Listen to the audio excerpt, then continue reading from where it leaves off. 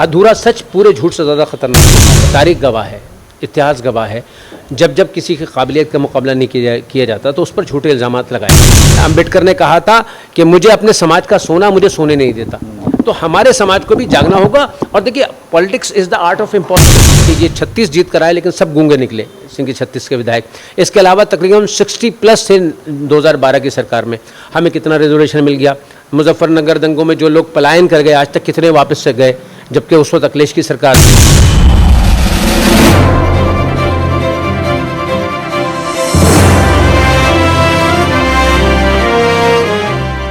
सलाम आदाब। इस वक्त हम मौजूद हैं आज़म खान के इलाके में, यानी हमारा मतलब उत्तर प्रदेश के ज़िला रामपुर में।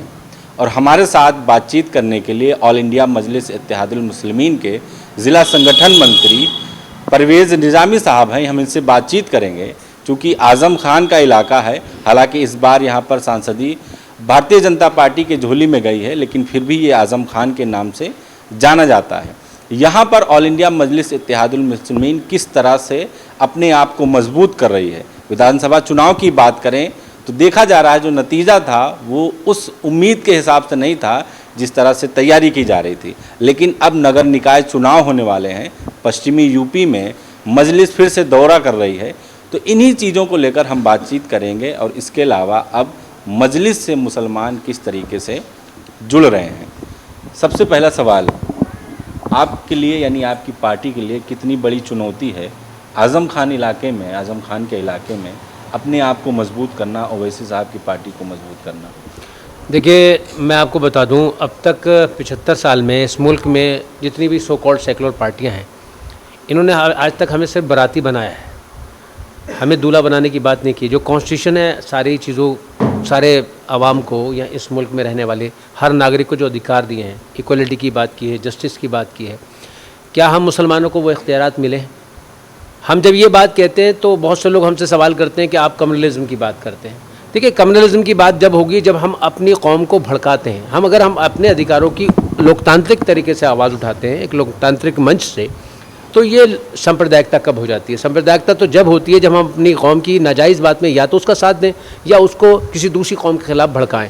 अगर हम अधिकारों की, और हम किसी का अधिकार छीनना नहीं चाहते, हम नहीं चाहते कि ब्राह्मण अगर 6% हैं तो उनसे 5.5% उनको अधिकार मिले। अगर उनको भी आधा % कोई नहीं देगा तो हम उनके अधिकारों की भी लड़ाई लड़ेंगे।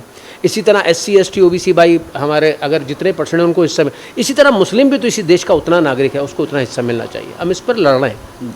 मुसलमान की बात की जाती तो यहाँ पर अखिलेश यादव से देखा जाता है ज़्यादातर मुसलमान जुड़े हैं, और आपकी जो राष्ट्रीय चेहरा कह लीजिए आज़म खान है वो भी मुसलमान है, तो उनमें क्या है, आप लोग उनके साथ क्यों नहीं जाते? मजलिस क्यों उससे अलग है, या क्या लगता है कि उनसे बेहतर किन मामलों में हो सकती है? देखिए, मजलिस को यूँ हम पसंद कर रहे हैं। अब हमने इन लोगों को वोट दिया, आज तक इन्हीं को वोट देते चले आए थे। सन 2012 में मुलायम सिंह यादव ने वादा किया था कि हम 18% रिजर्वेशन देंगे। 5 साल सरकार रही समाजवादी की, क्या 1% भी रिजर्वेशन मिला? हम कब तक ये हमें जो है सिर्फ बराती बनाते रहेंगे? हम दूल्हा कब बनेंगे? बात यह है कि सिर्फ लॉलीपॉप से काम नहीं चलेगा। देखिए, कॉन्स्टिट्यूशन के अंदर जो राइट्स हैं, हमें उसके मुताबिक अपना हक चाहिए, नाजायज़ हक नहीं चाहिए। इसलिए हमारा इनसे मोह भंग हो रहा है कि इन्होंने झूठे सेकुलरिज्म की आड़ में, जिस तरह कुछ पार्टियां झूठे राष्ट्रवाद की आड़ में बहुत से हमारे बहुसंख्यक भाइयों को गुमराह कर रही हैं, इसी तरह ये तमाम पार्टियां जो सो कॉल्ड सेकुलर अपने आप को कहती हैं और हमें अपना समझती हैं, और आज तक हमने भी इनको अपना समझा है, कभी बहुजन को समझा है, कभी कांग्रेस को समझा है, कभी समाजवादी को समझा है, लेकिन हमें हिस्सेदारी कितनी मिली है? तो आप किस तरह से अब यहाँ पर रामपुर में अलग अलग जगहों पर जा रहे हैं, किस तरह से उनको समझा रहे हैं कि आपकी पार्टी बेहतर है? देखिए, हम ये लोगों से नतीजे भी उस हिसाब से नहीं आए विधानसभा चुनाव। बिल्कुल, देखिए, मैं मानता हूँ अभी नतीजे नहीं आए। लोग अभी भी चूँकि वार ऑफ परसेप्शन का शिकार हुए लोग। मीडिया ने एक बहुत तेज़ी से ये बात चलाई इलेक्शन से पहले कि साहब इस बार समाजवादी आ रही है। बहुत से लोग जो हमसे मोहब्बत करते थे वो समाजवादी की तरफ चले गए, और लेकिन अल्हम्दुलिल्लाह लोग ये समझ रहे हैं कि ये 36 जीत कराए लेकिन सब गूंगे निकले, सिंह 36 के विधायक। इसके अलावा तकरीबन 60+ थे 2012 की सरकार में। हमें कितना रिजर्वेशन मिल गया। मुजफ्फरनगर दंगों में जो लोग पलायन कर गए, आज तक कितने वापस से गए, जबकि उस वक्त अखिलेश की सरकार थी। तो अब लोगों को धीरे, और ये नगर निकाय जो चुनाव आ रहे हैं, इस पर हम बूथ लेवल पर मेहनत कर रहे हैं। हर वार्ड से सभासद खड़े करने की कोशिश कर रहे हैं। हर चेयरमैन, तकरीबन 11 नगर पालिका यहाँ पर हैं, उस पर इंशाल्लाह अब इससे हम कोशिश कर रहे हैं कि हमारा बूथ मजबूत होगा तो 2024 का जो MP का इलेक्शन आ रहा है, इंशाल्लाह रामपुर से भी एक मजबूत कैंडिडेट जाएगा। मुजफ्फरनगर की बात की कि उसमें जो पलायन हुआ है, इसके अलावा रिजर्वेशन का जो वादा था वो भी नहीं हुआ है। इसके बावजूद एक तरफा वोट मुसलमानों ने अखिलेश यादव को दिया, क्या वजह हो आई हैव सकती है? ऑलरेडी टोल्ड यू ना, देखिए वार ऑफ परसेप्शन जो नैरेटिव सेट किया था मीडिया ने, भाजपा को हटाना है, अखिलेश को लाना है। देखिए हाँ वो देखिए एक कब तक सन 2014 में हमने ये नारा सुना कि इस बार भाजपा को हरा दो, सन 2017 में सुना भाजपा को हरा दो, सन 2019 में सुना भाजपा को हरा दो, सन 2022 में सुना भाजपा को हरा दो। भाजपा तो नहीं हम हरा रहे हैं, हम खुद हारते चले जा रहे हैं। हमारा आज देख लिए आज़ादी के वक्त हमारा रिप्रेजेंटेशन हर विभाग में कितना था, आज ब्यूरोक्रेसी में हम कितने हैं, जुडिशरी में हम कितने हैं, हम जो है मिनिस्ट्री में हम कितने हैं, मीडिया में हमारा कितना हिस्सा रह गया। अब हमें जागना होगा। अम्बेडकर ने कहा था कि मुझे अपने समाज का सोना मुझे सोने नहीं देता, तो हमारे समाज को भी जागना होगा। और देखिए politics is the art of impossible. हो सकता है बहुत से लोग हमसे सवाल करते हैं आप तो कम तादाद में कम है, आप कैसे राजनीति में कामयाब हो जाएंगे। तो हम उनसे कहते हैं आप हरियाणा में देखिए एक पार्टी है जेजेपी, उनके सिर्फ 10 विधायक हैं और वो उप मुख्यमंत्री हैं। अभी आप देखिए महाराष्ट्र का देख लें, जो सबसे छोटी पार्टी वाला है वो मुख्यमंत्री है, और जो बड़ी अभी आप ये बिहार देख लें।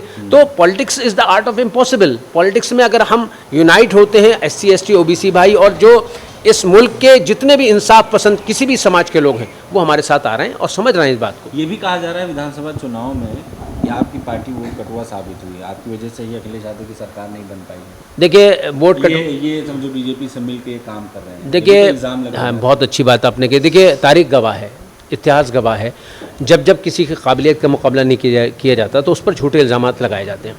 अभी अल्मोड़ा में वहाँ कांग्रेस का कैंडिडेट तकरीबन 100 के आसपास वोटों से हारा है, वहाँ समाजवादी पार्टी को तकरीबन 150 के आसपास वोट पड़े। तो क्या हम वहाँ पे वोट कटवा कहेंगे समाजवादी को? देखिए जब आप खड़े होते हैं, और इसको भी देखिए गलत तरीके से सेट किया जाता है। मुरादाबाद में हमारा कैंडिडेट खड़ा हुआ और कहा गया कि मुरादाबाद हमसे ज़्यादा कांग्रेस का मुस्लिम कैंडिडेट था उसको वोट आए, हमसे ज़्यादा बहुजन का मुस्लिम कैंडिडेट था उसको वोट आए। ये इल्ज़ामात हम पर क्यों? आदमी को देखिए अधूरा सच पूरे झूठ से ज़्यादा खतरनाक होता है। लोगों को तहकीक करना चाहिए। अच्छा हम क्यों, हम भी राजनीतिक पार्टी हैं, कोई हम धार्मिक पार्टी तो है नहीं कि हम सिर्फ हनुमान चालीसा पढ़ेंगे और सब हम गायत्री महामंत्र पढ़ेंगे या अजान पढ़ेंगे और हम राजनीति करने आए हैं। हम अपने अधिकारों की बात करने आए हैं। राजनीति में जो अधिकारों की बात कॉन्स्टिट्यूशन तरीके से, लोकतांत्रिक तरीके से की जाती है वो कर रहे हैं। मुसलमानों की बात की जाती है कि आपकी पार्टी कहती है मुसलमान एक हो जाओ, अपना कायद बनाओ, अपना रहनुमा बनाओ, लीडर बनाओ। तो कांग्रेस में भी तो इमरान प्रताप गढ़ी हैं, भाजपा में मुख्तार अब्बास नकवी हैं, शाहनवाज हुसैन हैं, बसपा में भी हैं, समाजवादी पार्टी में आज़म खान है और भी बड़े नेता हैं। तो क्या ये लोग मुसलमान नहीं हैं? बहुत अच्छा सवाल किया। देखिए एक होती है पोजीशन, एक होती है पावर। ये जितने लोग हैं इन बेचारों को पोजीशन तो, पावर तो क्या मिलेगी, पोजीशन भी सही से नहीं है। ये पार्टी की विप जो जारी होती है उससे खिलाफ नहीं बोल सकते। खुद मैंने मरहूम जो किशनगंज के MP साहब थे, जब ट्रिपल तलाक का मैटर आया वो बोलना चाहते थे उस बिल के खिलाफ, लेकिन राहुल गांधी ने मना कर दिया। अभी आप देखिए ट्रिपल तलाक का मैटर आया तो हमारे जितने समाजवादी के सांसद थे, हमारी खुद यहाँ मोहतरमा आजम खां की अहलिया मोहतरमा थी, वो वॉकआउट कर गई थी। Walkout is the also part of, आप उस बिल को पास कराना चाह रहे हैं क्योंकि पार्टी की आप विप से खिलाफ जा नहीं सकते। इसलिए हम कहते हैं हमारी अपनी पॉलिटिकल वाइज होना चाहिए। और क्यों गलत थोड़ी है, जब ब्राह्मण की पॉलिटिकल वाइज है, ठाकुर भाइयों को पॉलिटिकल वाइज है, हमारे SC ST OBC भाइयों की पॉलिटिकल वाइज है, तो हमारी होने में क्यों नहीं हो सकती? आखिरी सवाल, रामपुर में आप किस तरह से काम कर रहे हैं?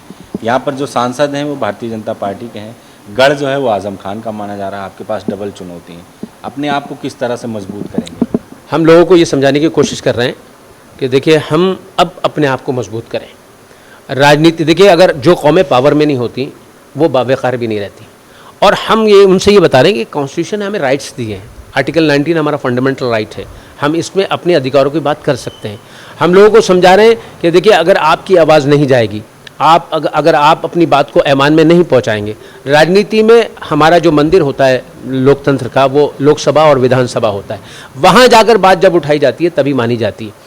अगर हमारे नुमाइंदे नहीं पहुँचेंगे और अगर जो समाजवादी वाले या इस तरह के जो नुमाइंदे पहुँचेंगे, ये गूंगे होते हैं, ये नहीं बोल पाते आपके मसले पर। अभी देखिए मैटर आया हिजाब पर कितना बोले, और जितने में मैटर आते हैं कितने हमारे नुपुर शर्मा का ये कितने बोले, ये नहीं बोल सकते। खुद उनके जो सरप्रस्त हैं नहीं आ रही हमारे मैटर में। इसलिए देखिए, और हम ये नहीं कह रहे हैं इस मुल्क में मोहब्बत आना चाहिए। हम अपने उन भाइयों के लिए भी लड़ेंगे जो हमारे दूसरे मज़हब के बाद, अगर उनके साथ भी जुल्म होता है, हम ये नहीं कहते कि सिर्फ अगर अब्दुल्ला के साथ जुल्म हो तो हमें दर्द होता है, अगर कहीं के साथ जुल्म होता है तो वो भी हमें बुरा लगता है।